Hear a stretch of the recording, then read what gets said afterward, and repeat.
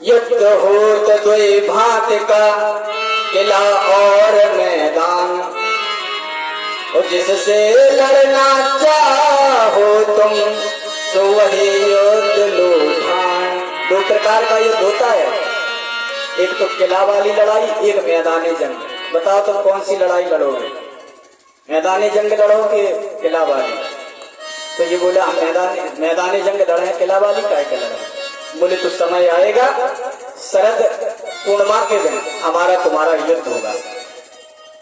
भगवान ने कह दिया। धीरे धीरे वो समय आया, शरद पूर्णिमा आई। शरद पूर्णिमा के दिन कामदेव बड़ा प्रसन्न है कि हम कृष्ण से अभी युद्ध करने जाएंगे। कामदेव आया, भगवान यमुना जी के पुलन पर बैठे हुए हैं। कामदेव आया, महाराज लिखा है भगवान पिता रात्रि शरदोत फुल्ल मल्लिका। भगवान यमुना जी के पुल पर लेटे थे, कामदेव पहुंच गया तो कामदेव ने महाराज भगवान से कहा कि महाराज हम आ गए हैं युद्ध करने के लिए। बोले ठीक है, तुम्हें जिस प्रकार से युद्ध करना हो करो।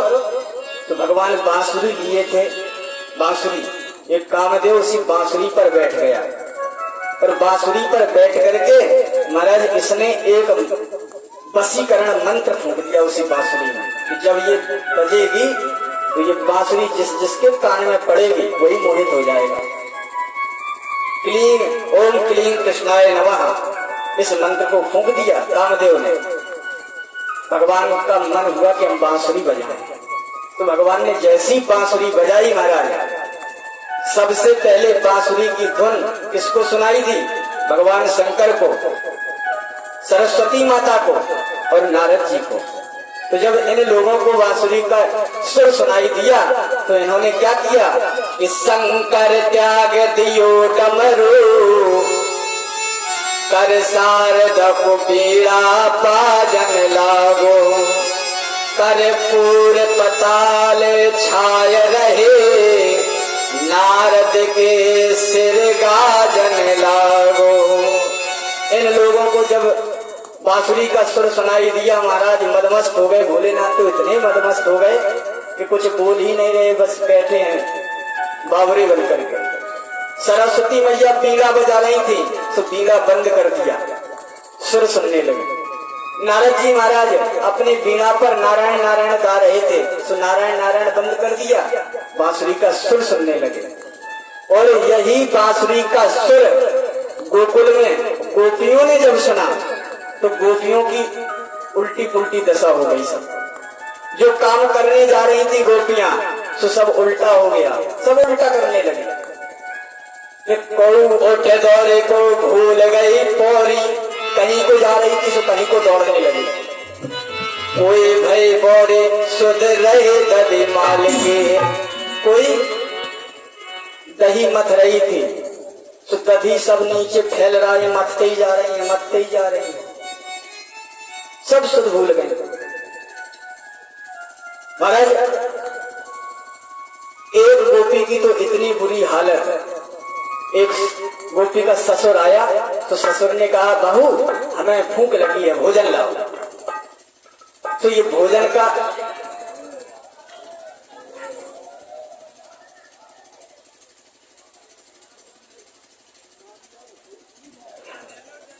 नंदीश्वर कहां से आ गए थे ये? भोलेनाथ आए नहीं है ना, पहुंचाए तो कुछ अड्डारो हो। बोले गोविंद भगवान की। बोले बाबा आए रहे वहां निश्चय, ये बांसुरी की सुनी से चले आ रहे हैं, उतर पड़े मदगत जी का। पहले इनको हवाई जहाज आ गए, हेलीकॉप्टर। महाराज सुखदेव भगवान कहते हैं राजन, जब उस गोपी ने मुरली का सुर सुनाई उसके कानों में पड़ा गोपी के, तो ससुर ने भोजन मांगा था तो थाली परोस कर ले जा रही थी, तब तक इसने सुर सुन लिया मुरली का तो सब उल्टा पुल्टा हो गया। क्या किया इसने? कि वो थाली का भोजन सब लेकर के गई, सो भैंसिया लड़ौरी में डाल दिया। और उधर सास बैठी थी, सास ने कही बेटा क्या कर रहे हैं? सास ने सोची कि जूठन उठन ले आई, सुपर डाल दी लड़ौरी में। सास ने कह दी बेटा एक काम करो, स्वानी कर दिया। सो वो उतर से भूसा उठाओ, सो नेक नेक ध्यान हती कि ससुर साहब ने कछु मांगो हतो। तो वही भूसा लेके गई, ससुर साहब के सामने पटकता, बोले ले महाराज खाए ले। इतनी पागल है। एक गोपी का पति आया, सो कहने लगा हमें नींद आ रही है, एक काम करो जल्दी बिस्तर लगा दो। तो बिस्तर लगाने जा रही थी, तब तक महाराज मुरली का सुर सुनाई दे गया गोपी को। तो ये बावरी हो गई, पागल हो गई। अब इसने क्या किया, उल्टा पलका डाल दिया। भाई पे रजाई गद्दा तकिया पलंग वो सब उल्टे पलंग पर। उसका पति देख रहा है इसको क्या हो गया आज, ऐसा उल्टा उल्टा काम कर रहे हैं गोपी। एक गोपी श्रृंगार बना रही थी, तो महाराज श्रृंगार उसने आधा बना पाया था। वस्त्राभूषण आदि अंजन लगाने को, काजल लगाने को रह गया था, और वस्त्र पहनने को नए और आभूषण। तब तक बांसुरी का सुन सुनाई दिया, सब उल्टा हो गया। अब जो घाघरा हतो, तो घाघरा ऊपर से ओढ़ लो, चुनरिया नीचे पहन ली है।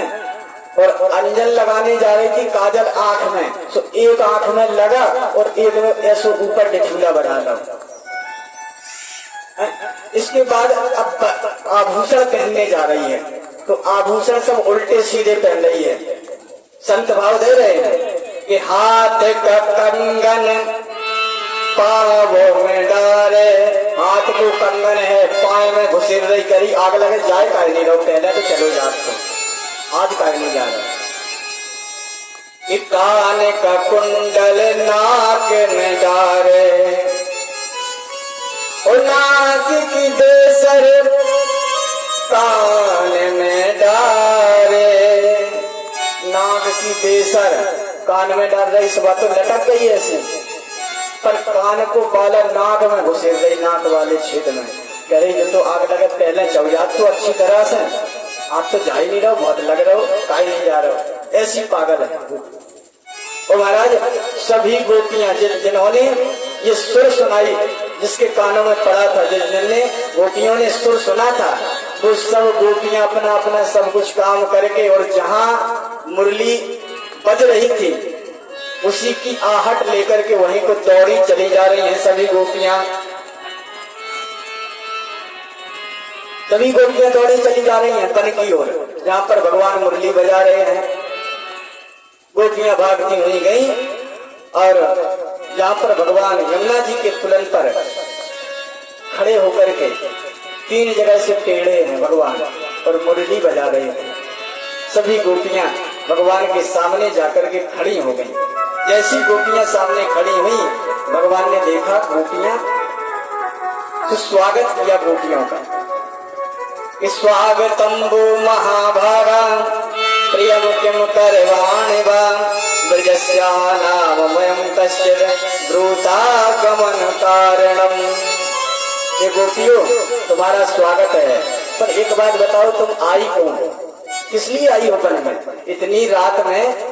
अच्छा हमें मालूम है चंद्रमा अच्छा निकला, शरद पूर्णिमा थी, चंद्रमा निकला था अच्छे से, तो भगवान कह रहे हैं इस समय चंद्रमा अच्छा निकला है, उजरिया है, तुम वन की शोभा देखने के लिए आई हो। अब देख ली हो तो वापस घर लौट जाओ, तुम्हारे बच्चे पति सब इंतजार कर रहे होंगे।